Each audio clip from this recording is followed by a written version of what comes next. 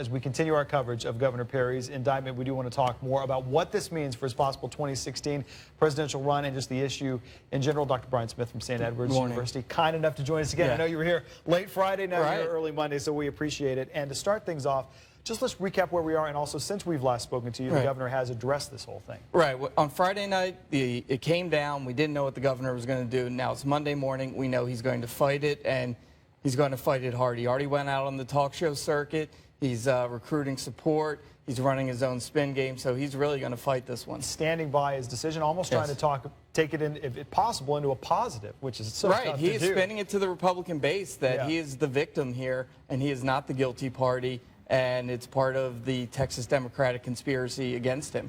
How do you think that's going to play short term and medium term as we go forward? Well, in the short term it works well, but really in the long term it is a question. It's a legal question. Is he guilty? Is he not? And if he is guilty, nobody is going to support him. That's why we do have the legal process. First off, we've got the matter of booking and that whole thing coming up in the days or certainly sometime this week.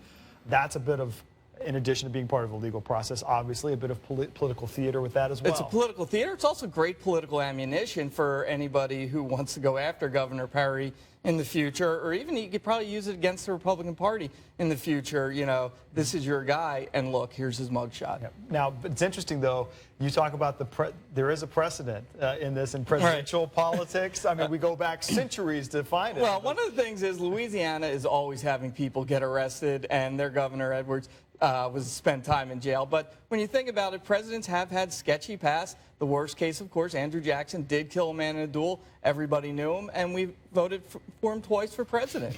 Again, pre-social media. Pre-social media, by a comfortable margin. We didn't get to see Old Hickory's mugshot or anything in there. Or it was one. But again, this is something that we'll be following as we go. And in the meantime, and we certainly saw this from Friday evening on, just the partisan lines drawn and the response. That's fascinating to watch, although not surprising. Right. I mean, we are in an era of hyper-partisanship, and an issue like this really does show those differences, where the Democrats are saying, listen, he's guilty, make him resign. Republicans are saying, no, no, no.